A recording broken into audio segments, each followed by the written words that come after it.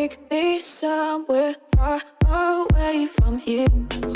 All right, so I just want to give a quick introduction and say thank you to everyone for showing up today and being here for your own wellness and mental health. Today is World Mental Health Day, and this year's theme of it is making mental health and well-being a global priority. And I think at Guess we are definitely doing what we can to make sure we're putting our health first, and that includes mental health. If you don't have your mental health, what's the point of your physical health? You need both. So we're so glad that we can do this and have, we've had Susan's support, and thank you to Courtney for introducing us to Dr. Cheyenne Bryant, who is amazing, and will hopefully be here again to do some other workshops. So come on up, Dr. Bryant. Oh. And so that will be your microphone.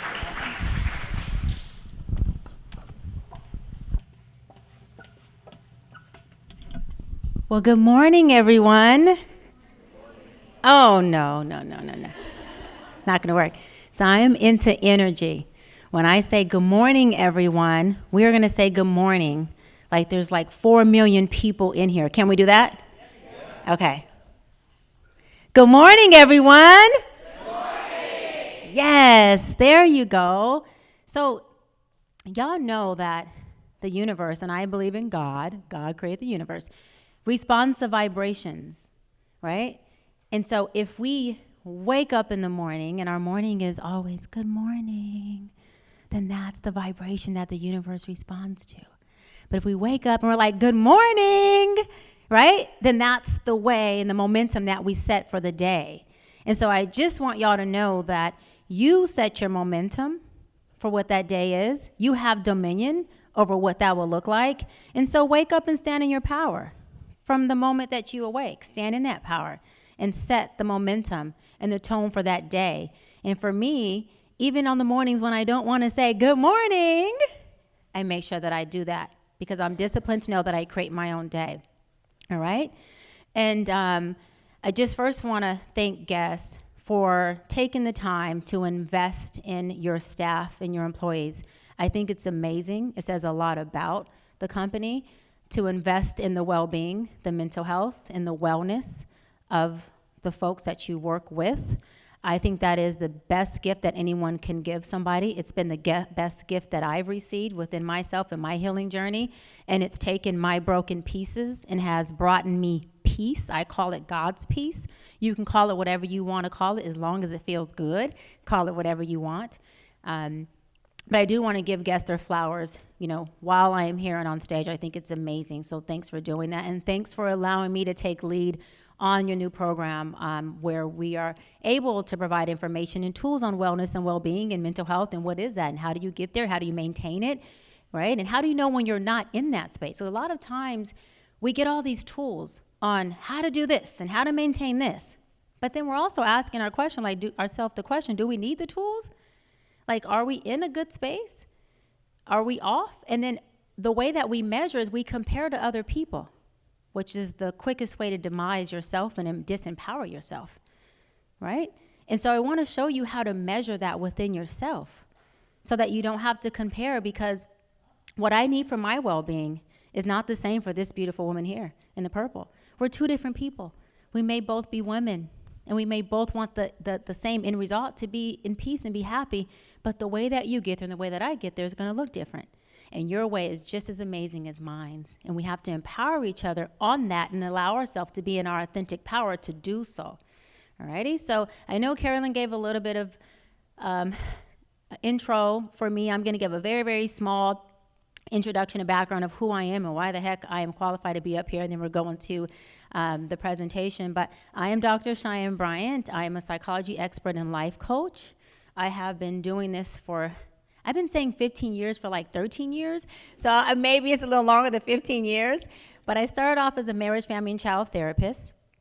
I have 4 degrees. They're all in psychology. I transitioned from an MFT into life coaching because I believed, and I still believe, and the results show that the hybridness of therapy and coaching is more effective. Therapy is tell me more. Let's talk about your past and the trauma. You learn behavior. Why do you think the way you think? Why is your optics and perception the way it is? Okay, we got that. So now that we understand who you are, the build up, the make, and all your trauma, okay, and we've processed that and healed from that, guess what? The coaching part comes in that says, well, where do you want to go now? Who do you want to be? Right? So I believe that doing one without the other is a disadvantage, and I'm not knocking those who are therapists or those who are coaches. I just want to give you the tools so you can have the best effect and efficacy for yourself. They both work well. So that's why I went from therapist, which is my foundation, to coach, and I did the hybrid, and it's been extremely effective. I'm also the on-camera life coach for Teen Mom Family Reunion. Not sure who watches that show. It's on MTV.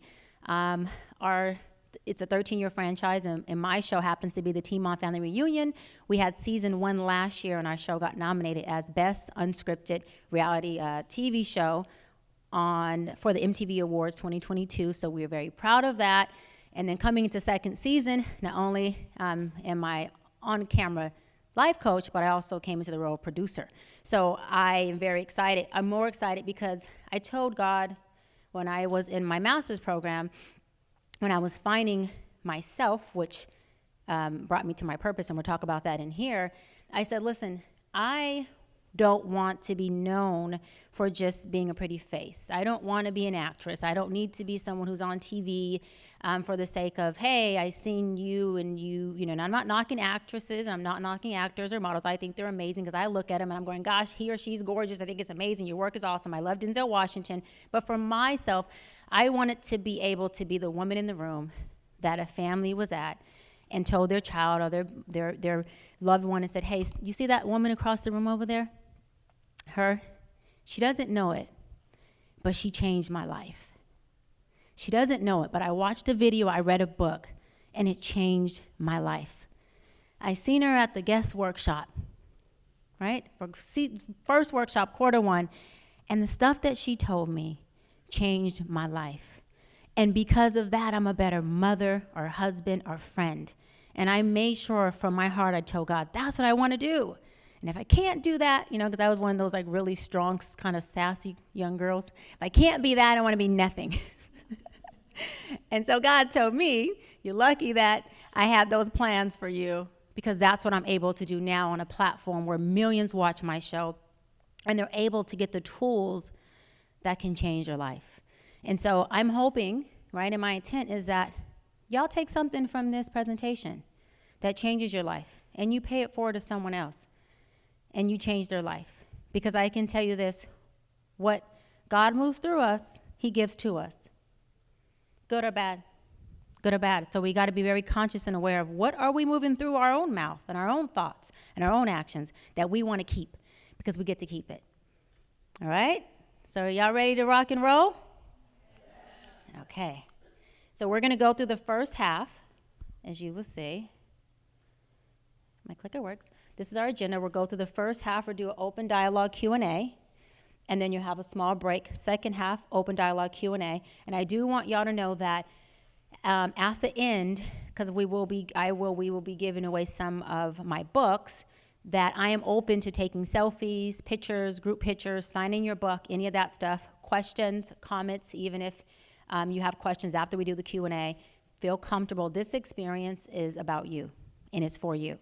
So I want you to ask away, talk away, come take a picture, come give me a hug, let me hug you. I love love.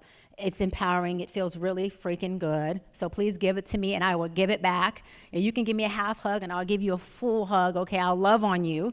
But this is what we'll be talking about today. What is your well-being? The definition, examples of that, why it's important for you to work on your well-being, the misconceptions about well-being, mental health, and so forth, benefits of how to apply the tools to your well-being.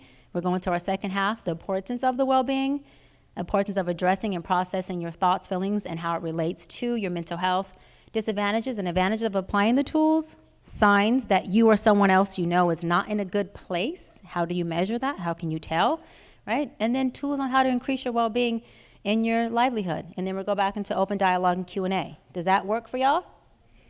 Did you want to add something to it? All right, so let's rock and roll. So wellness. What is wellness? Wellness and well-being are different, but they're definitely married, right? So wellness is proactively practicing daily healthy behaviors and involvement in things that help you attain a better physical, mental health results that can help you to start to thrive and not merely survive in your world, right? So most of us have learned how to survive in our households growing up. I say most, probably all, but I say most because I don't like to generalize. You got some people who are still in denial of some of their stuff, so I'll say most. And we never learn how to thrive.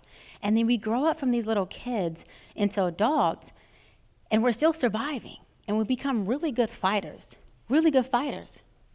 Not just with people, but fighting with ourselves. That turns into an internal dialogue that ends up demising our mental health and demising who we are. And then we fall into societal constructs of not just society outside of our household, but our friends and our loved ones and how we should be. We also see how other people are accepted in certain groups. And then we start to look at what they're doing and we mimic how to become accepted, coming into who they are and losing the sense of self. And really, at the end of the day, all we have that's ours to keep is our sense of self and who we are. We don't have anything outside of that. And you will learn as you do your healing journey and you come into contact with who you are, that is the best thing you will ever want and have is you, right? And so what is well-being? The state of being comfortable, healthy, and happy. Comfortable, healthy, and happy. So wellness is your practice that you do so that you can have a healthy well-being. You can be in a state of being comfortable, healthy, and happy. How do you feel about yourself in your life? It's your mental health. How do you feel about you?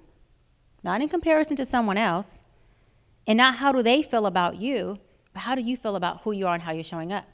Some examples, right, of your wellness and well-being and how your wellness, the action part of your well-being, gives you these healthy states. Your anatomy, the freedom to make your own decisions.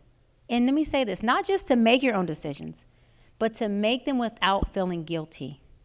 To have a self-care day without feeling like, for moms, the mommy guilt, for husbands, the husband guilt, and for single women like myself, the guilt of, I'm taking this self-care day, but I also have family and friends, my mom and best friends who contribute and invest in me. Am I being selfish by not inviting them or not having them tag along or not being involved or not answering my phone or my text message? Right? Freedom to make my own decisions. And a decision is not free if it's attached to guilt. It's not free. That's bondage. That's bondage. Okay? Self-acceptance. Satisfied or happy with who you are. Who you are. That doesn't mean that you don't want more. I am very happy with who I am and where I'm at. I'm very proud of the little girl who came from the inner city, i.e. the hood, and was tenacious enough to make it out and make something of herself, and the oldest of 6 or oldest of 7, and be a role model for my younger siblings. But that doesn't mean that I don't want more. That doesn't mean that I can't achieve more. But the way to achieve more manifested at its fastest pace is to be happy as heck with who you are and where you are at this moment. Surrender to that self. And if you don't know who to surrender to, then you got some work to do. It's called self-work. Figure out who you are. Get to know you. I had to get to know me through my trauma and my pain. And as I got to know me, I fell more in love with who I am in a very self-loved way, not an arrogant way. I didn't even know that this person, this woman, exists. I didn't know who the girl outside of having to fight and survive her environment was. I didn't know she was like so loving and so amazing, and she's funny and she's very childlike, and she jumps on the bed and does these things at 40. I just entered the 40-40 club. I just turned 40, so I'm feeling really mature about that. But I didn't even know, that this young girl inside of me is so childlike and still does these things that I used to call immature. But now I let her do that, and I'm free in that, right? Self-mastery. The ability to manage stress in everyday situations. Everyday situations. It's about how do you manage your emotions? How are you showing up? Are you proud of how you're representing you? Can you walk away and say, meant it, did it, and feel damn good about it? Or do you go, oh, I did it again. I said it again. I did it again. I lost my cool. I shouldn't have said that. I've had this conversation with myself over and over again. I keep doing the same thing with the same person. They just have a different pair of shoes and they just look slightly taller. What's wrong with me? Right? Is that the conversation that you have? How do you manage that? How do you regulate that? Because it is extremely healthy to feel and to have emotion. I don't want anyone in here not to feel frustration, anger, pain, sadness, because it means you're dehumanized, and there's nothing warm about being dehumanized. You have to feel what you feel, be okay with it, self-acceptance, and then say, what am I going to do with how I feel? What result do I want from what this engagement I'm going to have with this person or circumstance? Do I want this gentleman up front to receive my message that I love him, but what you did is a boundary of mine as you crossed? Or do I want to completely put him at war and we have a conflict and we have no resolve? I want resolve. So what that looks like is the sandwich effect. You got 2 breads and some meat. You know I love you and you're my guy. But you cannot continue to tell people the things that I tell you in private. It's just a boundary, and it makes me feel like I can't trust you. It's a boundary for me. But I love you to pieces, and I don't want our friendship to end. Can you commit to respecting my boundary? I de-armed him. You never dilute your message, because then you're negating yourself. You never dilute your message. Just switch up delivery. I can send whatever I want to send, but how do I choose to deliver it? I could have said the same boundary to him and just said, look, dude, like, excuse my language, y'all, but you're a dick. You told my business. That's not cool. I don't like it. I've told you this several times. Like, what's wrong with you? Right? It doesn't make any sense. Like, do you not get it? He's not going to be de-armed. We won't get any resolve, and he may even go tell more of my business. He might be like, well, guess what? You get picking up what I'm putting down? Okay? And then positive relationship with family and friends or others. This is important. Isolation breeds depression. Isolation and solitude is 2 different things. People will always go where they're free. We will always go where we're free. What does that mean? That if the only place I find freedom is within myself, then where do I go? I isolate. If the only place I find freedom is within myself, I isolate. This is why it's important for you to accept who the heck you are and stand in your authenticity. Because if you stand in that, then you attract your village. And then your village is as weird and quirky or whatever you are as you are, and they like that you're like that, and you like that they're like that, and it works. It works. And then you can have positive relationships where you're not being a people pleaser, having to conform and pretzel to fit in where it's not your village. And why do you want to be where you don't fit? Why do you want to be the puzzle piece that's trying to fit in the square, and it keeps popping out like puzzles do? And when it pops out, you feel it.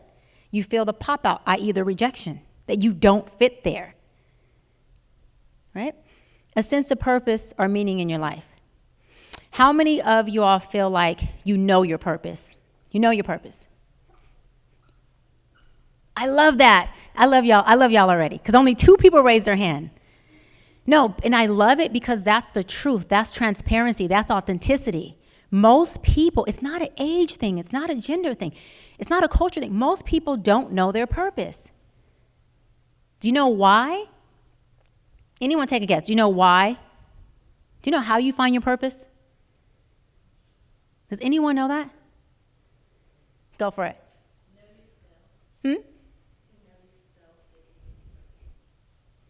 She watched my live. I knew it. She watched our live. Bingo. You don't find purpose.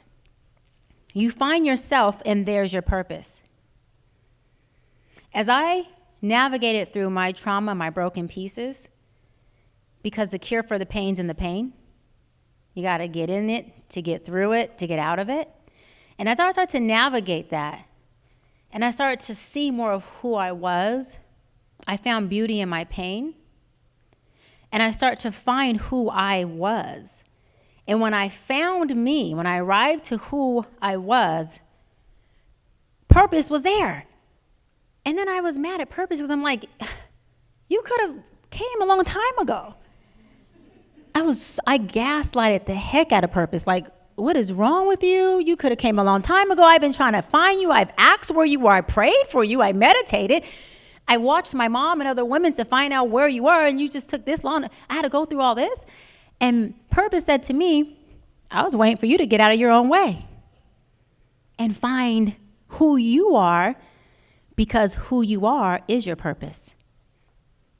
So once you find self, purpose is already waiting for you to go inward and find you. And that's where the magic happens. So great answer. Thank you for watching my live. Great answer.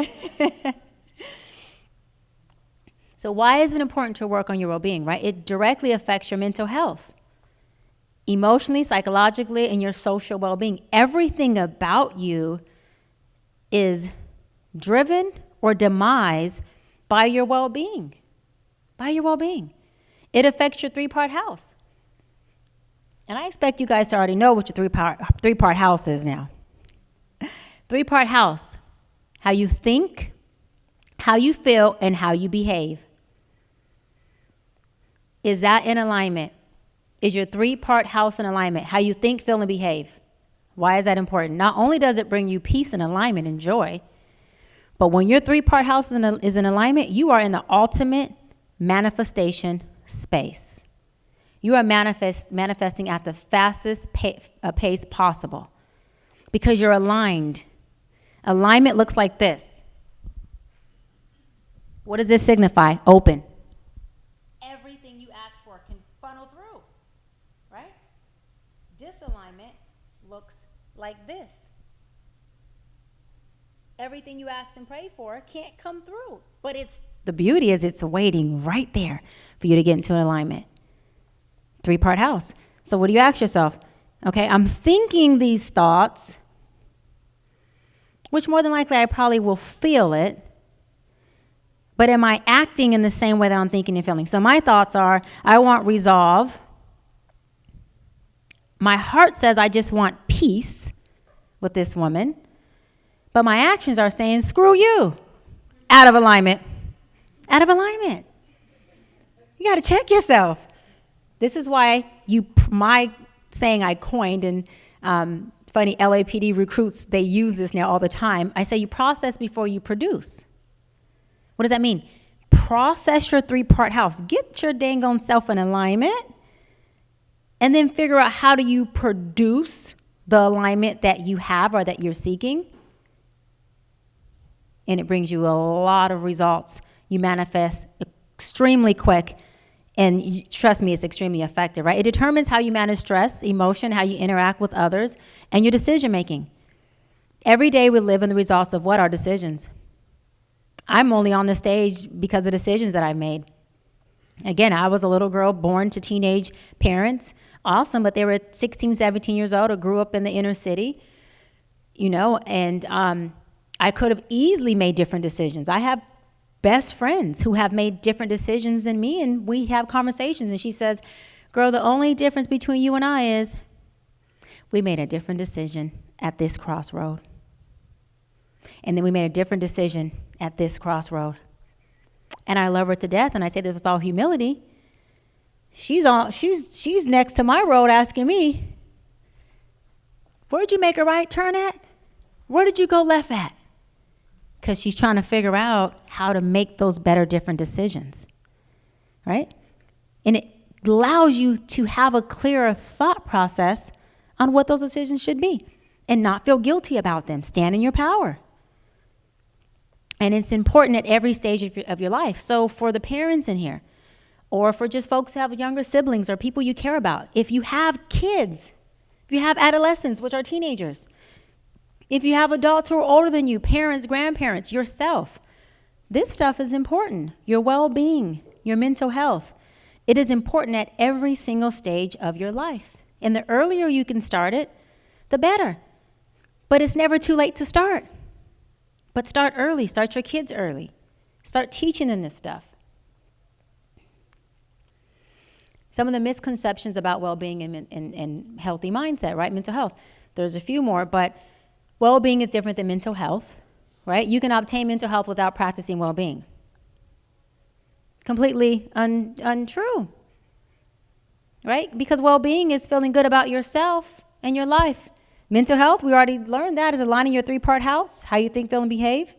Mental health is a state of well-being, so they can't be separate. Mental health is a state of well-being. When we do intakes, when I was a marriage, family, and child therapist, we did intakes. All we were intaking is the state of your well-being. What was their affect? What was their mood? Your well-being. You cannot obtain it without it. A few other misconceptions and myths are that if you have a mental illness or if you are depressed or have anxiety or any of those things, that you're crazy. Well, I'm here to tell everyone, including me, we're all crazy. So that goes out the window right there. My crazy just probably doesn't match your crazy. And it's better if it doesn't, because then we have two fools, because I know my crazy is pretty intense. Right? That's why it's important to be okay with where you are, not compare myself to her crazy, because it could be that, oh, she's looking more crazy than me, so my crazy's okay, but what if my crazy's causing impairments? And I've measured against somebody who has more impairments. I'm still doing myself a disservice. So it doesn't help. It doesn't help at all, right? It doesn't help at all. And another myth is that, once you start to go to a coach or a therapist, once you feel good, then you can stop. That's the biggest myth ever. I've been seeing my therapist and coach once a month for maybe 15, 16 years. I'm never going to stop. I'm never going to stop. This person has given me tools. This person has given me a blueprint to what brings me peace. This person has taught me how to nest in myself. Has helped me take my broken pieces and pain and see beauty in it. How to get from a dark room to find my light switch. You think I'm going to stop going because now the lights are all on? No. You have to go as a maintenance. When folks first come to a therapist or a coach, they're coming because they need us to intervene. To intervene in something that's not working. To intervene in a pattern that's no longer serving you. But when you keep it up in maintenance, you're now in prevention. So now you're preventing impairments. You're preventing things from coming in and happening because they're constantly reminding you, empowering you, and we're giving you tools on how to do it. And you're bringing in stuff when you're in the process space and you haven't already produced something crazy, excuse my language, a little dumb, that we have to help you unravel. Not that we don't want to do it, but it's better for you, much better for you. So, benefits, right, of applying the tools. Positively affects your health, job, family, economics. It affects everything you can ever think of. And it really does make things magical for you. And it really does bring in a light and an enlightenment that maybe you have seen, but you've lost. Or maybe some of y'all never have seen it, but it will blow your mind when you're in that space of alignment and when you're in that space of light. Things start to look different. I was saying to Will during our interviews, doing some content back there before the workshop, I said, darkness used to look and sound, when I hear the word, eerie. It's dark, it's eerie, it's dark. And I was on my Dr. Bryant Mexico retreat a couple weeks ago, and I walked out of my hotel room, and it was pitch dark. Mexico has all the green trees. It's just a jungle. And I looked on my balcony, and I looked to the right, and I told one of my facilitators, I said, oh, my God, there was a time when darkness was eerie and kind of creepy to me. It's a jungle. There's animals. It's eerie. It's dark. I said, but because I've had a shift in perception, a miracle is just a shift in perception. Because I'm in alignment, because I've done the work, and because my optics are positive and loving and clear and things are lit up for me, for some reason this darkness just looks so beautiful.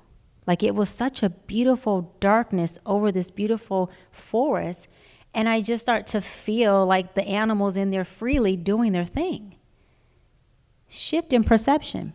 How you look at one thing is how you look at all things. How you look at you first is how you look at everything. And so in that moment, I was able to measure the inner peace and the self-love that I have came into, which was I see beauty in everything I look at. This woman here with the olive green on, like I just see a beautiful woman, a beautiful, hardworking woman who just wants better for herself and her family, and she's willing to invest anything to have that. You know, I see that. I see this woman at the end. I seen you earlier when I made eye contact with you in the jean shirt. Just a woman who's in a space of just trying to figure it out and doesn't want to be judged by other people or yourself. You just want to be able to figure it out and know that it's okay to figure it out and know that you will be okay in figuring it out. And I'm here to tell you, it's okay, and trust me, you will be okay in figuring it out. Do you receive that? So when your optics shift, everything in you shifts. You start to see people in a different light. And it gives people a different experience of you. And you a different experience of them, and the relationship can flourish and be healthy, right? And so obviously when you're happy, you're rocking and rolling, your immune system is up. Your nervous system isn't always at whack, right? So your immune system's able to function. If you happen to have any sickness or illness, if you do, because most people who have a really healthy mindset usually are almost never sick. Not saying they never have issues, it's life, but they are less apt to be sick or to be ill. Your recovery is much more speedier. You recover, you bounce back, you hop back.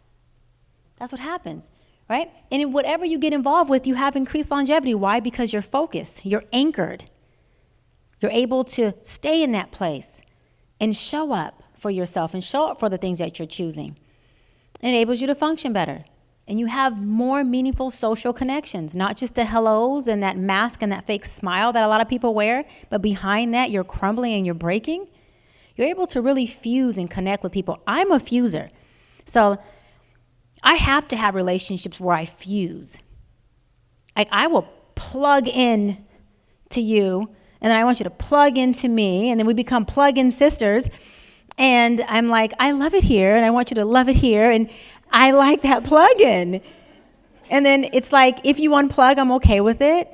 But then I also like go over here, and I'll find you to like plug into, because I want you to plug into me, and I want us to be like plugged in, fusing, and empowered, and like just really into this plug-in thing without the codependency.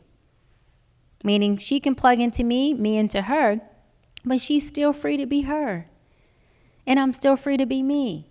And that's the beauty in our plugging in. And I can look over sometimes and steal the things from her that I may need as far as her beautiful characteristic or her personality or her energy. And her with me, right? And obviously increase self-esteem, because if you feel good, you look good, you feel good. There's a outside in technique and the inside out technique. Yes, everything vibrates from inside, but how you get there doesn't always start with the inside. Getting up, taking care of your hygiene, putting on that cute outfit, guys, cutting your hair, putting on those jeans, looking cute, feeling handsome, women feeling gorgeous and beautiful for yourself. That's an outside in method. I talk about that in my book, Mental Detox. You can't just fix the inside and not work on the outside. Whoever's selling that, they need to stop, because that is a myth, and you will find yourself in a place of no result, right? You still want to make sure that outside you're feeling good. You don't have to have heels on. Put your sneakers, your flops, but make sure you do the outside. If it's 3-4 times a week. I've had clients who come and are depressed, and I gave in her homework. Every day, you have to get dressed and put some type of gloss or something on. You don't have to go put heels on, but you got to doll yourself up enough to be around the house as an at-home wife and mom. 2 weeks goes by, her sister, who's a client of mine too, she calls me, she says, and I can't say her name, right, for privacy reasons, confidentiality. She goes, what did you do to such and such? I go, what do you mean? She's like, she came over my house and she has like this hot red lipstick on and she's like dolled up and her hair is cut. And this is a woman who wouldn't even take a scarf off of her head. And she goes, I asked her, where are you going? And she said, I'm not going anywhere. Dr. Bryant said that my homework is to get dolled up. And so here I am. And it was like, again, my heart just glowed because those are the breakthroughs. It took that little tool for her to shift. So I want y'all to know this too. Stop catastrophizing that you have to do all this stuff and then it just disempowers you because it's too much and it's overwhelming and the system overload, so then you do nothing. I get there too where I'm like, oh my God, I have to do all. And then I use my tool on myself. I say, I don't call myself Dr. Bryant, I call myself Cheyenne. So I say, Cheyenne, will it in, simplify it. Is it really all that? Or is it your mind going into your old way of thinking and giving yourself an excuse because you're used to things being heavy? So we all have a norm. And if our norm is things are heavy, if our norm is weight, as soon as something comes up, guess what we do? We go into our norm, make it what our norm is, bad, heavy, weight, negative, and we don't look outside of our norm and say, wait a minute, let me look at the reality of it. That's called a disconnect between perception, your perception, and reality. Start to check that. Is this really what it is? For those of y'all who are in relationships, do I really have a reason? Some of you do, and I support it. But do I really have a reason not to trust my other half, my partner? What is my perception? Is my perception and my norm distrust, maybe fatherless daughter, maybe motherless boy, fatherless boy, and abandonment and neglect are in my norm. That's my norm. So stand in that and realize that. Now let me step into reality of who I'm with. Trustworthy, pretty awesome. Hasn't done anything for me not to trust person. Has my back, pretty much a man of his or her word. Doesn't lie. Okay, then keep your butt here. That's process. We just did the process. Now produce. I'm going to choose to trust this person. Because when your norm is distrust and trauma and neglect and abandonment and people didn't show up for you and mom didn't keep their word or dad didn't, then guess what? You operate from this space. Your trauma is choosing for you. It's showing up for you. It's representing you. Your abandonment is representing you. But when you look at the reality, the only way you can start to see it from here, because this is your norm, you have to choose. And it stays a choice until you create and reprogram a new norm for yourself. Does that make sense to y'all about your norm and creating and reprogramming a new norm for you? And the beautiful thing is, I do it all day long. Well, not maybe all day long, but all the time. Especially when I was in my trauma journey, I was going, okay, how do I want to show up? What's the new norm I want to create? And then I would know the norm, but then I'm like, how do I create this woman? Because for me, and I always say this, words don't teach, experience does. That's why learned behavior is real, and it's the most prominent when it comes to learning. I'm being honest, I'm telling you, I literally went and found women who look like how I want to show up, who spoke and acted how I want to represent myself. And I started to watch what they do, and watch how they talk, and watch how they trust, and watch how they interact, and watch how they respect and not emasculate. And watch how they stand in their power, but they're still approachable. I started to watch those things because I didn't know them, but I knew I want to be them. So I want everyone's homework to be, I want you to figure out what your norm is. What is your kooky norm? What is your stuff? Open your luggage, and I want you to look at your stuff. What is in there? That's your perception. Remember, your perception. Nobody else has it. So don't expect people to have it. It's yours. Then I want you to step into your reality. And I want you to look at only the things that are positive. Who supports me? Who can I trust? Who loves me? Who empowers me? How good is it over here? There's only good can go on this list. And you're doing this on a piece of paper. Only good can go on this list. And then every single day that you wake up, for the rest of your life. Ask my clients. I give them homework forever. They're like, Dr. B, not just for next week. This is homework forever. We're going to change your whole life. We're not changing you for a day. This is forever. Every day when you wake up, I want you to live in the reality of how amazing your world is. Nothing on this side can be negative. I don't care if you do have a negative relationship. It doesn't go over here. Put that in your norm. And every day I want you to start to let that side of your reality, the good stuff, represent who you are. And show up in that power and walk and talk like that positive reality. Because I did it and my life changed drastically. Right? So some of the tools, what does it look like, right? How do you get to the benefits? Self-care is always number one. Self-care is the most selfless thing you can ever do. Selfless thing you can ever do. Ladies, because studies show that we experience the most guilt when it comes to this self-care stuff.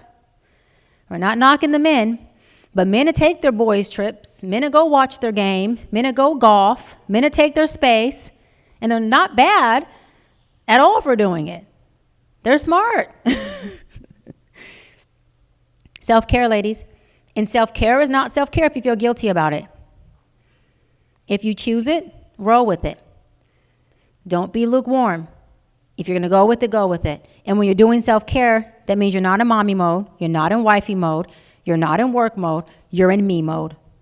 Self-care needs to be the most selfish space and moment, 30 minutes, hour, day, weekend that you take. That's just about you, whatever that looks like. It could be a bath. It can be 30 minutes of just a walk. You can sit in your bedroom with the door shut. It doesn't have to be anything extravagant. I take weekend trips by myself. I didn't always have it like I'm about to describe it, but I do now. So since I have it, I run the play. I hop on a private jet by myself. This is a true story. I go up to San Francisco because it's a short flight, much more cost efficient. And I go up there for the weekend, or I go to Vegas or Palm Springs, all local. And I go for the weekend. I get my nails done. I go eat. I walk around the city and the town. I wear whatever I want to wear. I can wear sneakers and jeans and a hoodie, or sometimes I get really cute and I dress all up and I'm by myself and I'm just like strutting by myself and people are like, oh, okay. And I do. And I go to dinner by myself. I have a glass of wine, maybe 2 or 3. I Uber, so don't worry about it. This is my self-care day, okay? And I get back to the hotel and I make sure I have a really beautiful, extravagant 5-star hotel that I love. And it has a view because I love views. And I just do whatever the hell I want to do for the whole weekend. But I'm by myself. I don't even bring my best friends. And my best friends used to get mad about it. Like, we want to go. I'm like, but it won't be self-care because you want to talk to me and I don't want to talk. I don't. You know, you want to like, I got to wait for you to get out the bathroom for me to use it or take a shower. No, like I don't want to do anything but what I want to do. You get me? Like what I want to do. So sometimes I lay in the bed all day till about 12 or 1 o'clock. Sometimes I'm up at 8 o'clock. So it just, what I do is I freely let my heart, and I tell my heart, when I get on the private jet, I go, okay, heart. And your heart, how you know it's your heart? Your heart is the playful child in you. Your heart is not the serious adult who tells you that you have to get up and you have to do all this stuff and you have to do it by 9, and you have to be up by 10, and you have to give the kids a bath, and you have to, that's your mind. That's your mind. That's the intellect. Your heart is playful. He or she is like, we're on the private jet. Oh my God. Like, and you're kind of embarrassed about her or she because you're like, oh, I hope no one else sees this. Right? And then I say, heart, what do you want to do? And I'm telling you, there's times where I'm in the hotel, and it happened over the weekend, and I'm like on the bed, I'm in my pajamas, my hair's in a bird's nest, yeah, right? Because I'm like, it's just me. And I'm like jumping on the bed, I have the TV on, volume is off, the music is on, and it can be anywhere from R&B to gospel, sometimes hip hop, depends on my mood, what the little child in me wants.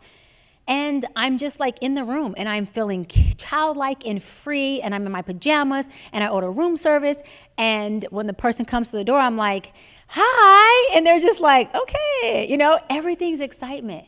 And those weekends recharge me, empower me. And when I come back, then I'm in the mood to be around my best friends and ask questions and answer questions and talk. And I'm empowered to do so. And I feel aligned with myself. And it's very empowering. So self-care looks like that. Maybe it's not a weekend for you. Who cares? Maybe you get 30 minutes that you can just get in your car and ride. I have clients that have sessions in their car because they have kids and a husband they want to get away from for an hour. And so they go in their car, drive to the park, and they're on FaceTime virtually in session. I'm in session with them, and they have the time of their life in session with me. Everybody's session from therapy and coaching looks different. Some folks are talking about issues. Some folks are just talking. And some people aren't doing anything but crying. And some people are trying to get tips and tools. And some clients just sit and we're laughing the whole time. And I'm thinking like, God, I get paid to laugh with you. You're amazing. But I'm saying that's self-care, and I'm spending a lot of time on it because self-care takes care of all of this. When you can do that, all of that comes into play. But it's number one on the list. And it's the most selfless thing you can do for your loved ones. Because when you return better from your 30-minute car trip, from your 20-minute, not 20, it has to be 30 minutes or more, your hour sitting on your porch with your coffee by yourself, you're a better person for them and for yourself and everybody else you come in contact with. It alleviates stress. It enhances and releases endorphins, which is our happy hormone that makes us really, really happy. And the idea is to keep those things released all the time without doing a substance, like drugs. You want to have a natural release of it. But connect with others, right? Connect with others. After you do your self-care, if your self-care is like me, well, you don't want to connect with anybody. Don't beat yourself up about it, because I even had to work through myself feeling guilty for it. I used to feel guilty sometimes about it. My grandmother is in the hospital now, and she's recovering, but during my self-care, I felt so bad because I was like, oh my God, for 2 days I'm not going to call her and not check on her. She's in the hospital. And I started to really beat myself up and gaslight myself like, I know how she is, right? If a day, I'm her baby. I'm the first grandchild. I'm her baby. If a day goes by, I don't call her on a regular day, and now she's in the hospital, she feels sad. And what if it affects her illness? And I just, let me tell you, this mind did a thing on me. And I had to come out of Cheyenne, go into Dr. B and check myself and say, hold on now. Your grandmother loves you, and she wants you to be okay, and she will understand the self-care day. So I had to check myself with that guilt, because it almost took away, right, my self-care day, and almost like put that child in me back into her box. And if she's in a box, guess what? I'm in a box, because she's me. And if she's not free, I'm not free. And a lot of us are suppressing that in us, right? And so if it's not like me where you need your time to yourself, connect with others, right? And make sure that no matter what, stay positive. How do you do that? Well, as soon as a negative thought comes up, and when you first start doing what I'm about to tell you, it is draining. I'm just going to be honest. It's draining at the beginning until it becomes autopilot. Whenever a negative thought comes up, you immediately change it with a positive one. So, for example, with me, this morning was actually really smooth. I was like, I'm getting dressed, everything's flowing. I know what type of day this is going to be. This is amazing.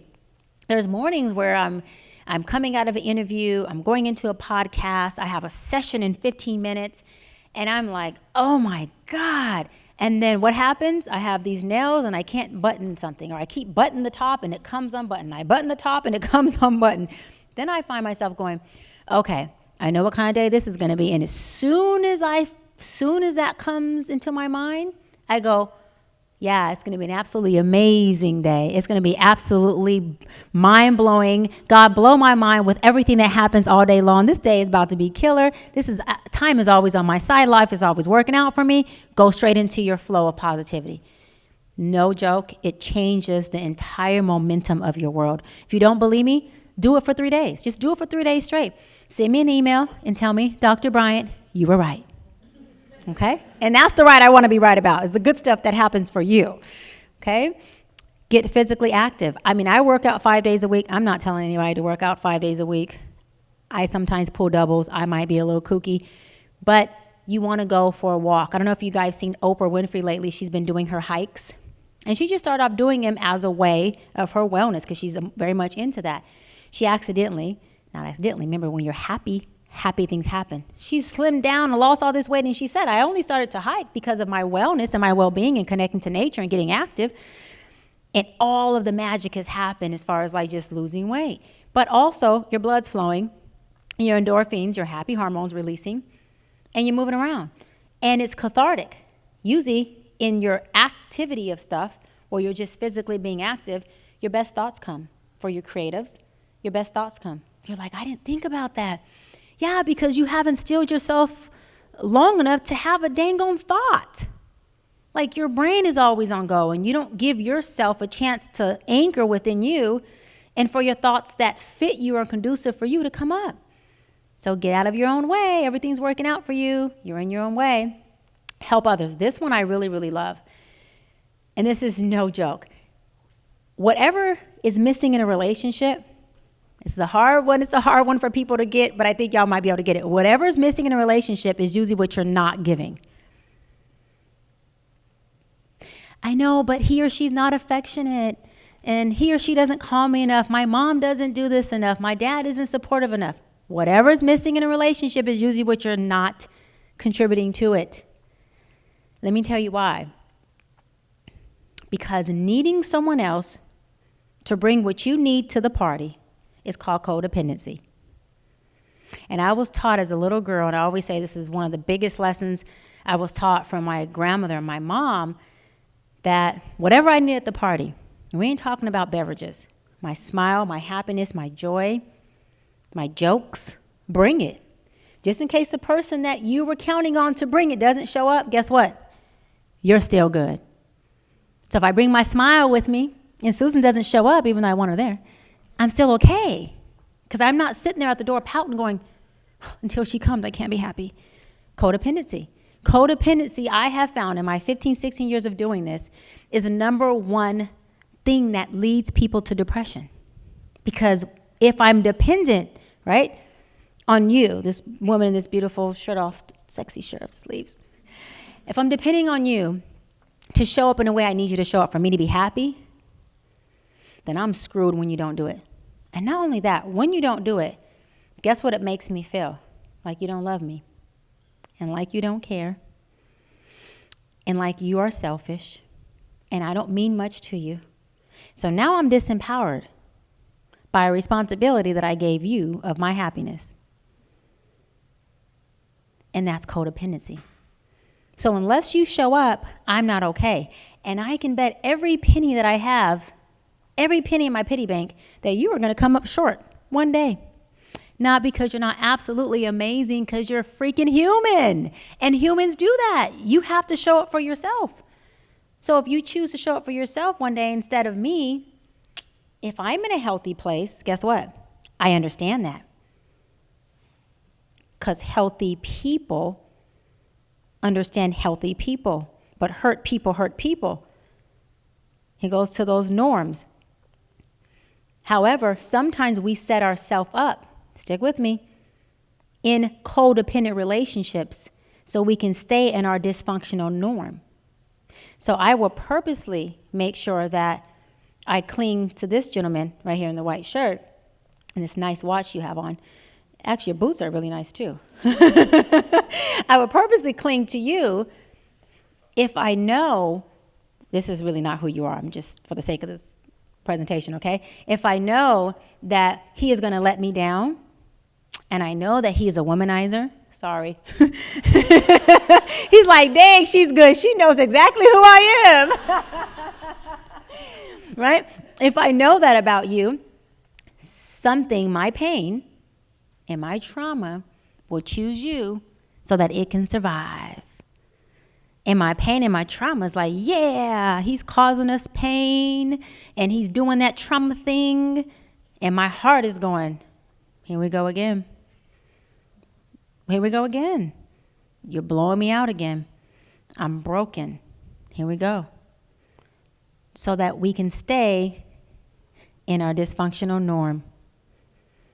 This is why changing our norm for the better is a choice, because it doesn't happen naturally. You are clipped in. Think of those little clip things. You're clipped into your norm. You're not stuck there. You have to physically choose to unclip, step into a new norm, and create the heck out of this new norm by saying, wait a minute, my father, or what did I learn that, watch this, love is associated with a womanizer. Somewhere I had to learn that womanizing men is the extent and definition of love. Because if not, I wouldn't be seeking a womanizer for love, or someone who's going to let me down, or just be deceptive, deceive me. Whatever you associate things to is what you will choose. I love love. So I learned at an early age, because thank God, I had my father and my mother, and me and my dad are best friends still to this day, and he was very involved to the point where he was very overprotective, overprotective. But what that did for me was it made me associate love to a man who's overprotective. Watch this, though. Watch this, y'all. And slightly overbearing. Now, as a father, healthy as a father, because I'm daddy's little girl. He can be overbearing. Where are you? I called your phone. Why aren't you answering? All that daddy stuff. I'm daddy, and I love you, and you don't ever have to get married. And here goes a ring, so no one has to give you a ring. That's what he said. He tells me that still. I'm like, I'm 40, and it's time. It's been time. So, but think about that. I associate love to that. Not bad. I would love my husband to be like that with my girls. I would melt. I'd be like, oh my God, I would melt. I know me. But there's a thin line. My dad said this. I was dating a guy in a relationship, and I said, I love how territorial he is. I love how possessive he is, just like you. He tells me, that's too much to wear, too much cleavage. But I loved it for me because it was my norm. And what made me feel loved, because I learned that was what love was. My dad loved me because he cared enough to be overbearing with me and protect me and tell me, you answer the phone when I call because I'm daddy and I'm checking on you and I want to make sure you're okay. And he pops up to my house when I first bought my house at 19 with his cigar and his Harley Davidson to make sure that everybody in the block knew there was a male presence and daddy's there. But in a relationship, my dad said to me, when I said, I love that he does this and he does that and he's territorial and he doesn't like me to do this or doesn't allow me to do that, my dad said, baby, there's a thin line. And I'm like, where is he going with this? Because I just described your crazy self. And he says, I'm your father. It's a little different. But there's a thin line when a man's territorial, possessive like that. It can become controlling, and controlling can turn into abuse. And I said, but Dad, but that's what makes me feel loved. If a guy is too backed off of me because of how you are with me, I don't feel like he cares or he loves me. My dad had to reteach me and to say, Daddy was right. That relationship that I love all that stuff, that's how my father is, that guy ended up going into the direction of being abusive. I just happened to be a lot crazier than I look on this stage. And the boundary that I set wasn't just you can't do this. It's I'm getting the hell out of here now before somebody ends up dead and in jail, and I won't be the one in jail. So, whole nother workshop, right? But I'm just saying what you associate with love, what you associate with friendship, what do you associate with kindness? What do you associate with peace? Because if all you've known in your household was survival, then what is peace? What is peace to you if all you know is survival? That means that you've associated peace to what was in that household. So now when you're in the world, you start to attract and choose things that look like the survival in your household of peace. That's not peace. That's pain or abuse. Do you see how we start to create these norms as a young kiddo? Are you okay? All right.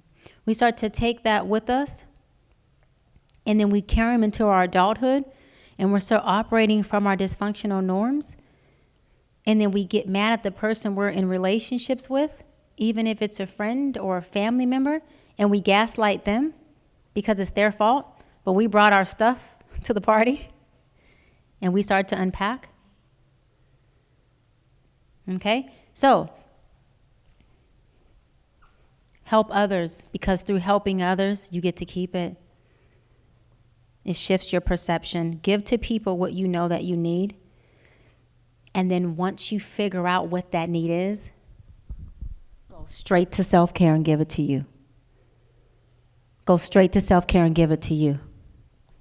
If you don't know. But if you do know what it is, then you're already at self-care. Deliver it and run the play, run the play, run the play. You always run plays that get you in the end zone. You don't switch up the play unless it stops working. Don't make life harder than it needs to be. Simplify it. You see Tom Brady's been doing it all these years. He runs the same play. He has all those. Kobe Bryant did it. They told him he was arrogant. But the arrogant play was what worked for him. He ended up being the best. What works for you, what works for you, what works for you, not what works for someone else, what works for you. Don't let people be codependent with you either. Don't let them put you in a box, because in a box, they can control you. In a box, they can have a relationship with you, because outside of a box, you're too much. Then be too much. Be too much. And attract the village that's too much like you. Y'all could be just some crazy too muches all together. I like it, right? Get enough sleep. I know it sounds so small. Remember that whole just put your makeup on with my client, that one little thing that worked for her? Sometimes all you need is a nap. Seriously. Like a kid. Remember, there's still a kid in us. We grow up physically and we mature because life tells us we have to, and we do all these stuff. But at the end of the day, there's a child in us that also needs to be able to be free, right? Take a nap, get some sleep, or make sure at night you're getting enough sleep. So in the morning you're recharged and you have enough to even give to your self-care, right? And then create joy and satisfaction, which is what we said with that list. Get out of your dysfunctional norm. Your homework is, remember, to figure out what that dysfunctional norm is, and I gave you tools on how to do it. Then choose what is your new norm you want to create, and then unclip, choose to step over, and keep your butt over here. You can look over there so you can measure. Don't go back over there. But if you do, because I do too, I feel like I did recently, right? I'm like, oh, why did I get over there? Be gentle with yourself. You cannot break yourself down and build yourself up at the same time. They can't coexist. You have to choose one. And you should always choose the build up. I don't care who's breaking you down. You always choose the build up. They don't coexist. So if you step back over here, or you talk back to that person, or you get back into that relationship, knowing you shouldn't be there, be gentle with yourself. Have compassion. Be okay with it while you set new boundaries for yourself, and you still take note that you've already created a new norm that you want. All you have to do is choose to step back over. It's okay. And sometimes process looks like this. And when you're here, don't beat yourself up, because beating yourself up is also your dysfunctional norm. Don't do that.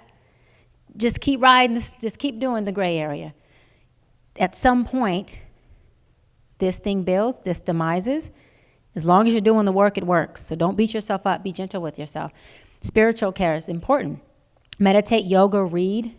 Meditation isn't always like this. For me, it is. But there's many other ways that you can meditate. When I go on my 3-mile run, I put my earbuds in, and I put on my playlist. I'm meditating. I'm in my zone. And I'm just going. Find out what that is for you. But meditation is life-changing, period. It's for those who need scientific proof. Meditation has scientifically been proven to change DNA strands to the point of healing, to bring an enlightenment and joy and alignment. And it has, for me, it has speeded up my manifestation to a point where I remember telling God, you're moving too slow. And then it got to a point where I'm like, I'm not asking you to break, but can you send more people? I need more feet on the floor to help me move this machine, because you are building the heck out of this, God. God said, but you wanted some gas. I'm like, I know, but I need people now. Right? So for those of you who are not into that, or not into that and have never meditated, I've had a lot of people that haven't, you can go to YouTube and get free meditation on YouTube. It's already set. You can go to my website, drbryant.co, and my meditation is free, and it's set to 20 minutes. YouTube, my website, there's free meditation. You don't have to pay for it, and it works. All right, so where are we at on time? Anybody just throw a time out to me? I think we'll do like a 10-minute break, and yeah. Thank you all so much. See you in 10 minutes. Come back. Make sure you come back. Okay, party animals, we're back. Did everybody get enough of their dance floor stuff so we can get back into it? So because we're running over, because I always, you know what, I always tend to run over, which is good. At least I put enough stuff on here and I give enough, right? I'm never short of information. I'm always like over by a lot.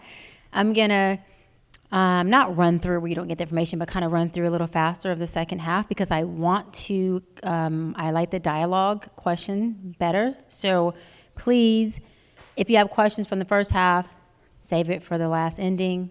If you have questions if I look different, it's because I just put a little more gloss on. But if you have questions from this, just write it down, be ready to rock and roll. Or even comments. I like comments too. All right? So, importance of addressing, right? Processing your emotions, your thoughts, your feelings, and how it relates to your well-being. This emotional management, the politically correct term is emotional intelligence.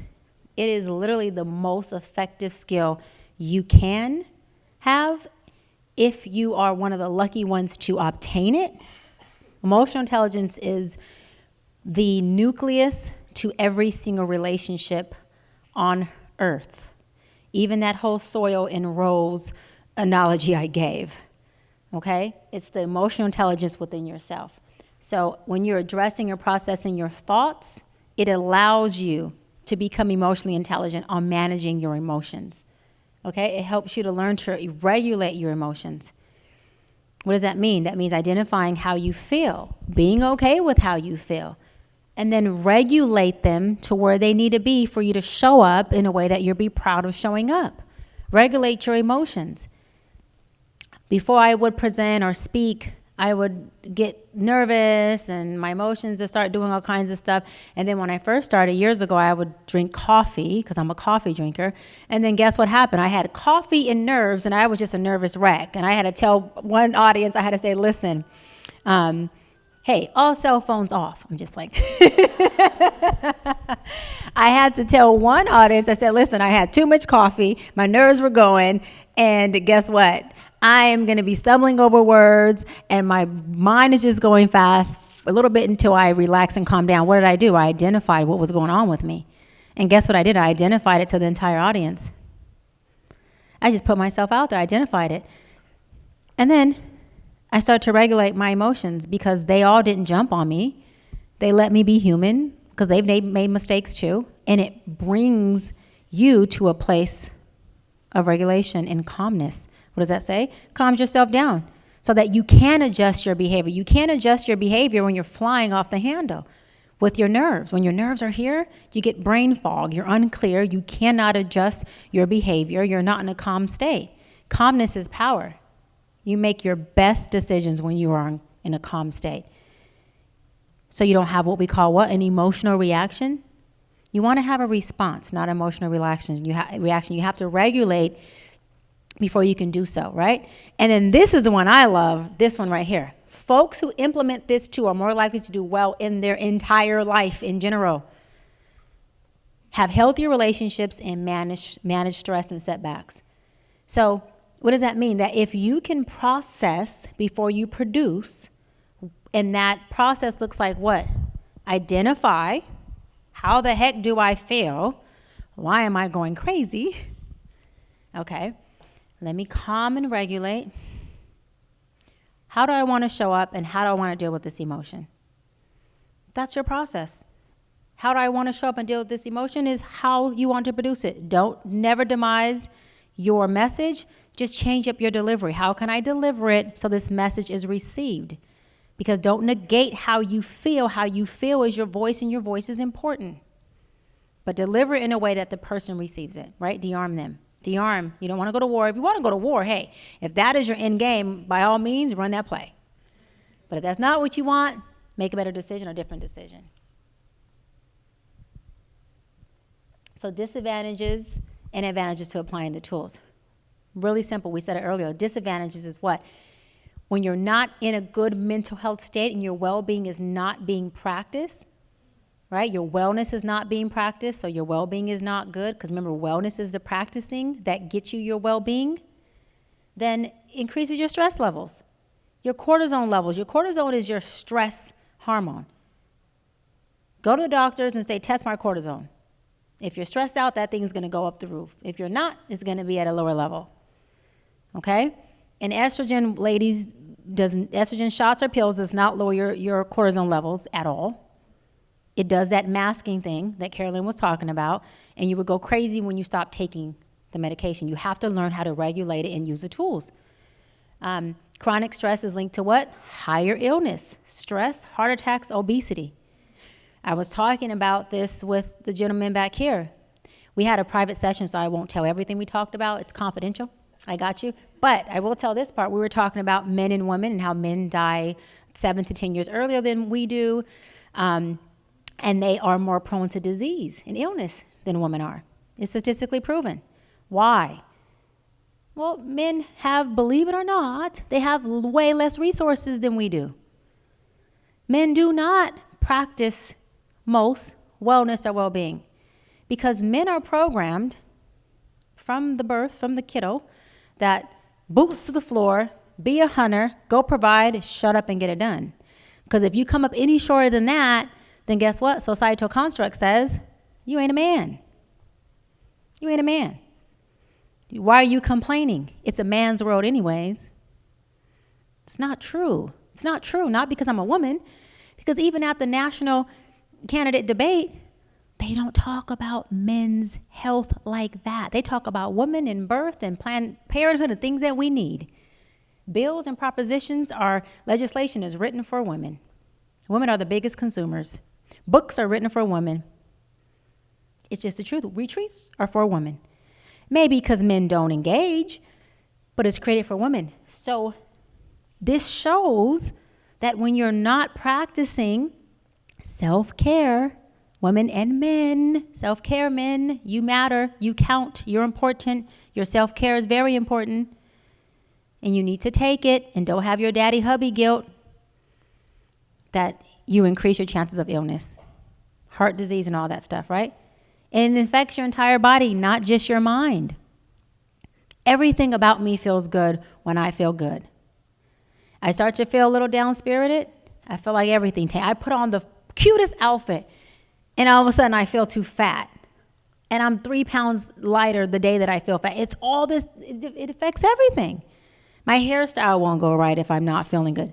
But if I'm feeling good, I can put on those any tennis shoes I have on and some jogging pants, and I feel it. And I get compliments all day long because I feel good, right?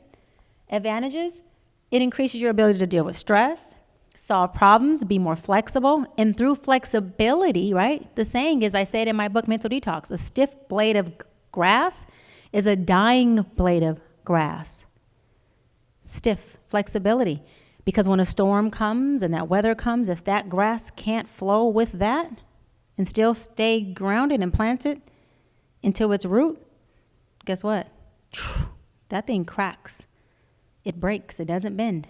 Flexibility is an advantage of it. You become more flexible. You know why? Because when you learn self-love is directly associated to trusting yourself. Here's the deal. We don't have to run around worrying about trusting people. That's a flawed premise. That's a myth. Can you trust yourself to know when it's time to pull out or pull in? Can you trust yourself to know when it's time to set a boundary? It's about, do you trust you to choose the right people? Do you trust yourself to leave an unhealthy relationship?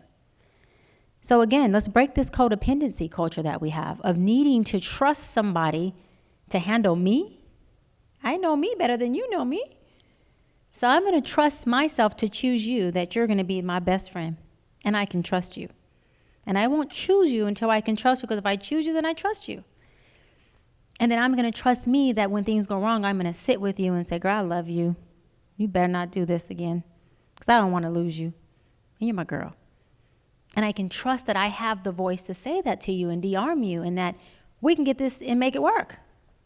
Trusting yourself comes also with the advantage of your well-being, your mental health, being stable and healthy, right? And we said that it's linked to the absence. So this is linked to it being there. This is linked to the absence of illness. And it's strongly linked, I think it's 100% linked, right, to your happiness and your life satisfaction. You can't be happy if you're not mentally healthy. It just doesn't work like that. So signs, I think that the young woman, is she still here? I don't think she's here. She asks us, but signs that you or someone is neglecting your well-being. Is your mental health where you want it to be? And again, you're measuring it based on, are you happy? Are you filled up? Are you topped off? You is in capital letters. Not does my happy look like Susan's happy? No, because what makes her happy and fills her up and tops her off and turns her on may not do it for me. So it's totally irrelevant. And I can't ask her, how does she get there, unless I like the things that she likes. And I can borrow them from her and we can do them together, right? But is your mental health where you want it to be? And then you can ask them with love. Hey, just curious, like on a scale of 1 to 10, this is your loved one. Where do you feel like your mental health is? Do you feel like you're pretty awesome? Because I was kind of, and do the sandwich technique. I was kind of thinking about measuring my own mental health, and I'm at like, I don't know, maybe a 7 or 8. Where do you think you are? That's how you start that light conversation. It's not pointing the finger, right? Bring yourself into it. And then, right, do you find it difficult to manage your 3-part house? That 3-part house is power. Are you able to manage your behavior so you show up really calm and cool, right? And emotionally, you're all right, but your mind is like, what's wrong with you? You're crazy, you're dumb, you did it again. You're out of alignment. Or do you show up where your thoughts are cool and, you're smiling, but you got this gut-wrenching emptiness in your stomach that won't go away upon awaking or demising at night? 3-part house is not in alignment. Your well-being has some work. Doesn't mean you're not just horrible, but you got some work to do. We all do. Having continuous episodes of mental illness, right, indicates your problem. And mental illness doesn't mean you're crazy. Another thing, I got to clear this up. I love to clear this up. There's a difference between being depressed and having symptoms of depression. You are not depressed if you are sad some days. You're not depressed if somebody passes away and you cry for 25 days straight. You're not depressed if you're going through a breakup and you can't get out of bed for 2 or 3 days. You're going through a life impairment. Welcome to life. That's what happens. That's not called depressed. You don't need psychotic meds. You probably do need a coach or a therapist. It will only help. But those are symptoms. You're not depressed. Big difference. Okay? Depression is prolonged, amounts of time of sadness, isolation, loss of appetite, loss of interest in things, loss of your sex drive. Your libido tends to plunge. But this happens where you are in a dark space continuously for long periods of time. 1 to 2 months. You can't get out of it and nothing's really happened. Or the breakup has been 3-4 years and you are just plunged and having suicidal ideations. That's depression. But you can have symptoms and not be depressed. So let yourself have symptoms because we all have them. There's no one in this room has never had a symptom of depression. Okay? And I'm not saying no one in here is not depressed because I don't want to negate that either and leave you hanging. And if you are, talk to me, get my card or talk to me here in private, and I would love to have your back and help you get through it. Isolation is depression. Anyone who's quick to anger, that's pain. Wherever the anger is, the pain is. Remember that. Anger is where the pain is. So someone who's lashing out, those are pain pockets. Their pain is representing them. Their pain is talking for them. And you can add salt to that wound and tell them that they're stupid and dumb and why are they screaming and all that stuff. You can ask, and I've done this, and people have just cried. I've literally put my hand on someone's shoulder or on their upper chest and said, where is the pain coming from? Like, what happened? Talk to me. Like, why are you so hurt? Why are you so hurt? I've done it to my nieces and nephews who come. They're just wilding out kids, and I just go down. I say, baby, why are you so hurt? What happened? What's going on? Well, usually with kids, it's something simple like they took my toy away or whatever they got going. I wish that was our problems, right? But just remember that when your loved ones are angered or yourself, ask yourself too, where am I hurt? Something's going on with me. Identify it. I do it with myself. If I'm mad or frustrated, where am I hurt at? Where am I feeling something going on with me? Check in with yourself. Check in with yourself every day. Right? Sadness, distorted thoughts, suicide ideations. Those are both common sense. Distorted thoughts, thinking negative thoughts that are not true. Those are your dysfunctional norms. Get into your new norm and create and reprogram your distorted thoughts to the reality thoughts. And if you don't have the reality yet, create it by giving yourself the thoughts you want and the reality you want to live in, right? Tools on how to increase it. We talked about a lot of these. The only one we didn't talk about much was practicing good hygiene. It's important. Every single one of my clients who are not just experiencing symptoms of depression, but are depressed, have poor hygiene, period. Poor hygiene. I have a client, so beautiful. She's such a beautiful woman.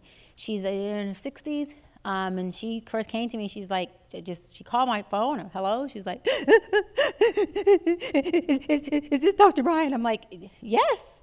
How can I help you? It was like 7 o'clock at night. She's like, I was reading your book, and I got to chapter 2, and I need help. Help me. I was like, okay, well, what do you need help with? And she's like, I haven't showered in 4 or 5 days, and sometimes I go, longer than that. And as soon as she says that, the hygiene thing is almost the number one symptom before sadness that tells you someone is depressed or experiencing depression. So for those who want to know what's going on with your loved ones, if they are not taking good care of their hygiene, forget looking at sadness, because we can mask that all day long. There's depression in there somewhere, okay? And spending times, we talked about all this, and then this is a good one. I love this. Practice pleasure over pain, right? Our lives go best when we have the greatest amount of happiness.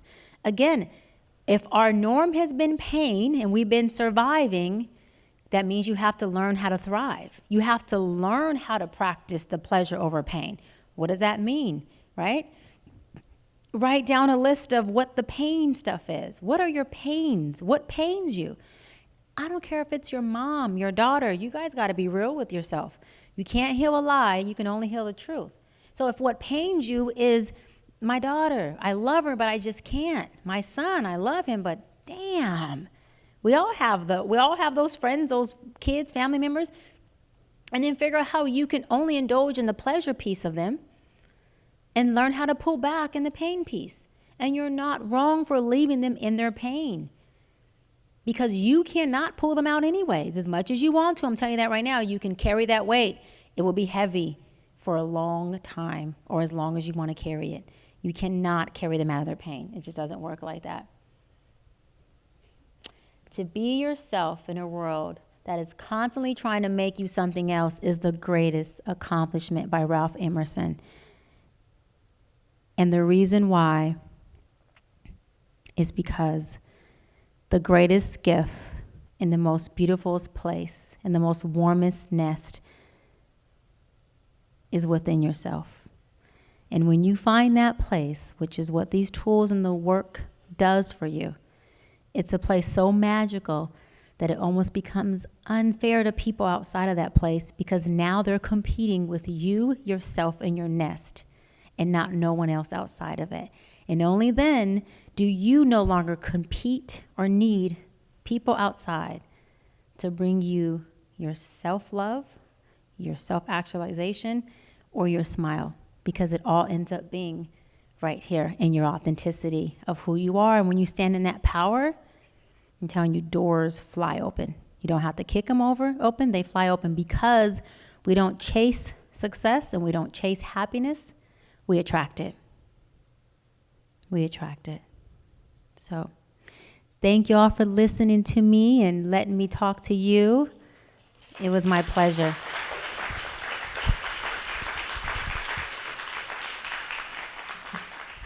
Now we're going to do quick Q&A and comment. What do we have, 4 minutes left? I try to zoom through it. Okay. So any comments? Any questions? Oh, he has a mic. Well, thank you for sharing all this with us. I just want to know when you can come back for a follow-up. We'll have questions. Yes. Thank you. We have some dates, but I don't know if, I can't remember if I signed an NDA or not. I'm just playing. I'll whisper to you when I walk by. Thank you so much. Anyone else comment?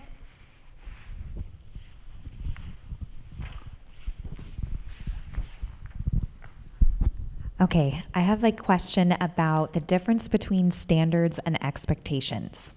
Something that I know I personally struggle with, and just wanting to better understand how can we navigate the difference between the two, and what are some tactics or ways that we can better understand both of those within ourselves.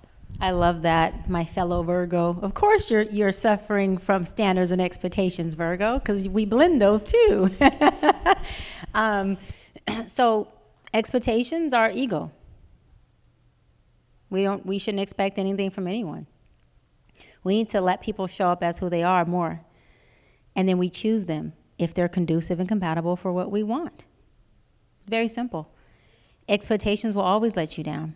Just like seeking to understand someone will always let you down.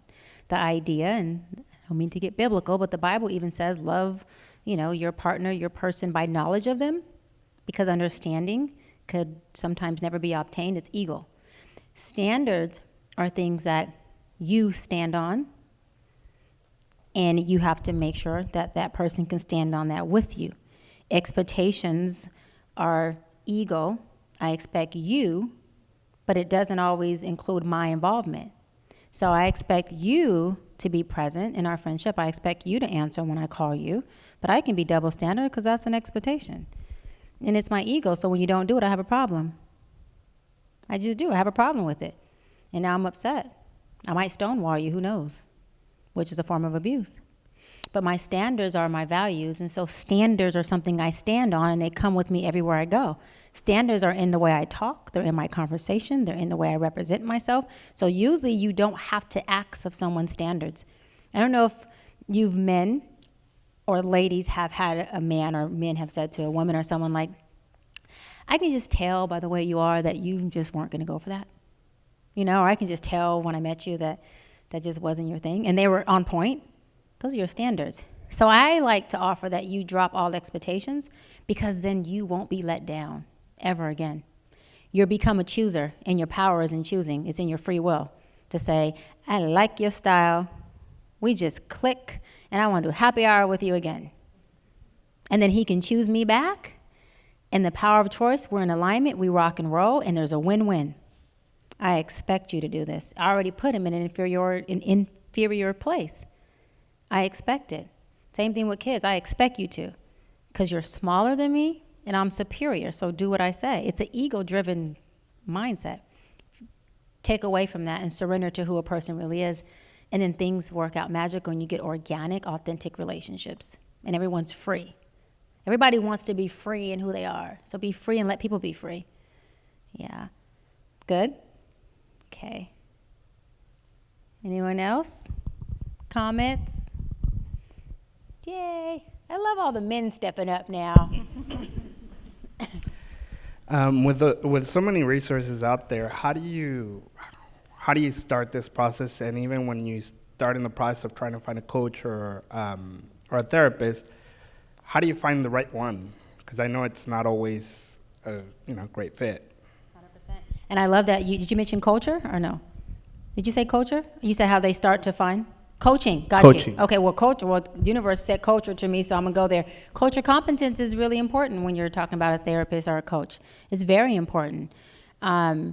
Because in a lot of cultures, right, black and brown and minority cultures, therapy wasn't something that was very prominent, and it wasn't something that was our go-to for help, right? Our go-to was friends, family, shut up, or church. Pray on it.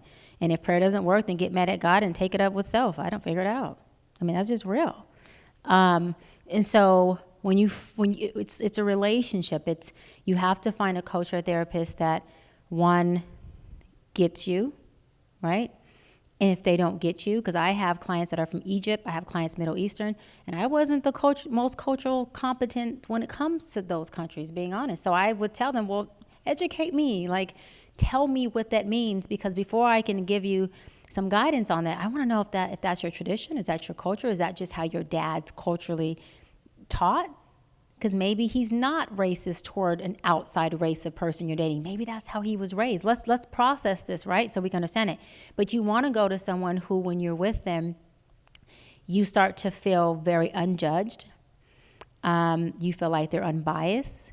They definitely have your interests at heart, and they're not just listening to you, but they're also giving you tips and tools, and they're giving you perspective. Because what a good coach and therapist does is we take your perspective and we shift it. We just help you receive a miracle. We shift your perception by showing you the reality that you're not seeing. Because usually when you come to us, you have a disconnect between your perception and reality, and perception is usually something based on trauma or negative or pain pockets, and we just say, look at this pain pocket, right? And you want someone who you feel a connection to. When you get out of that session, you do feel slightly a little taller. You do feel slightly freed from the weight that you came in. That may take time, but I'm going off of what my clients tell me they feel and why they stayed with me for years and years, because they feel a little bit freer when they leave our session, a little bit taller. And regardless of their race or gender, they don't feel judged. They don't feel judged. And I love that you ask that from a man's perspective, because it's usually the men who come in and they are very much worried about this judgment aspect. How am I going to be looked at? And judgment is very emasculating for a man. It's very emasculating for y'all. And if you choose the wrong one, which there's a lot of good ones, it can cause more impairment for you. So I love that you ask that for everyone. You want to choose the right therapist or coach, because if someone's not skilled or trained, they can cause more impairment for you than you had when you came. And don't be afraid and don't feel guilty if it's not a fit. I've never had anyone, knock on wood, say I'm not a fit. I don't, hopefully not. But I have found maybe one person that I felt wasn't a fit for me, right? And I even hated to refer her out, because I like to help everyone. So don't feel bad if you get into session, even if it's me, and you feel like it's not a good fit. Just take note of why it's not, so you know how to choose better. But it is a relationship, and you want to find someone you can be in a long-term relationship with. Because my clients have been with me I've watched them have babies and get married and have kids, and I mean they've had the newborn baby in session and going, look at your godmom, calling me their godmoms, and it's really adorable. I've had single fathers come to session with their kid. I've had mamas breastfeeding, one here and the other baby, the 2-year-old's here, and she's like, I'm so sorry. I'm like, we're not going to be guilty for being a mother and a woman. We're going to process this session and let these babies be here, and we're going to work it out. But the best thing is you want to come open. That's the only rule I have in my sessions. Just be open at your pace, and if I'm poking too hard, tell me. Tell me. Is that cool? Did that answer? All right. Okay, Bucks, cool, yeah. Anyone else? Well, you got something to say?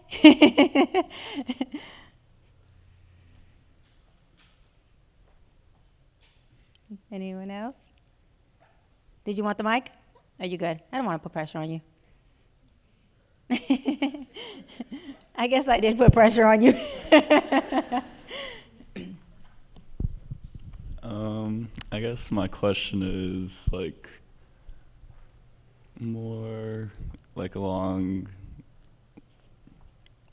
when you're like in a rut or stuff like that, and you like keep telling yourself in your head, like you realize it, but like how do you like kind of get out of it and act on those thoughts? I love that. The quickest way to get out of the rut is to change your environment quick. Like, I'm not playing. Like, when I say swiftly, I'm talking about like, if the rut is in this room, then I just need to get out this room. Go into the parking lot. Shift your entire environment, because your environment will change you way before you change it. You'll never change it. It'll change you. So put yourself in a different, even if you don't know what that environment is, leave the house, go walk around the block. Park your car, go walk around the park. Get in your car, take a ride, take a drive. Text somebody who you know will respond, accountability partner. Hey, I hope you're having the most amazing day. Let them text you back, hey, you too, I'm actually having an awesome day. And you'll see it shift something in you. It really does. And then lastly, communicate. Communicate. Say, hey, look, I'm not having too good of a day and I need some support. That's also some self-care, self-love boundaries. I need some support. And the folks who can do it, right, because this is not an expectation, you're grateful for their support. And the ones that can't, they just might be having the same day you're having and don't have it to give. And that's okay too, right? So the idea is to become okay with whatever is, because you have the power to choose what you want. Nothing is just given to you. I want to see who you are so I can know what I'm choosing, and more than that, I can know what I'm not choosing.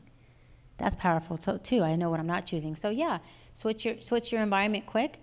Turn on a YouTube video that's just talking about positive something. Put on something that's hilarious that you find just funny. This is mine. It may not work for everybody, but I will say a few curse words in my mind and I start dying laughing, and I'm like, okay, because it's just something comes up and I may say something really funny with a curse word because it throws off the seriousness of what's going on in my mind. Yeah? And then be gentle with yourself. I want you to be really gentle with yourself. I think that helps. That it really helps when you're like, it's okay, it's okay. Yeah. Anything else? Good. Heck. And then, of course, you guys, if you want my book, you can go online. It's ebook is like $10, I think, and then the regular book on Amazon, I think, is like $25. You don't have to purchase it. Just you can go on there if you do. It's ebook or the regular book. But each workshop, I'll be bringing more books. I have another book, The ABCs of Manifestation, that we'll be releasing. We have to wait for our distribution to come in because we have a literary agent, so it's a process over there. And once that book releases, then I will be bringing those new books for you all as well. And it's The ABCs of Manifestation, teaches you from A to Z how to manifest anything you want. And it's all the tools that I've used to manifest, my life. And I say like Oprah says, it's not perfect, but it's damn sure real good. Okay? So I want y'all to be able to get there, but the maintenance is what keeps me here. So remember, maintenance. And and I have cards, but will you all be able to send them like an email with my information? Because I want all of them to be able to contact me, email me with questions. I'm very responsive. Or email me with comments. It don't have to be a question. Or of course, email me if you want any services or coaching. But if you have any comments or questions you didn't feel comfortable asking here, please email me. They're going to send you my contact. And yeah, I love you all.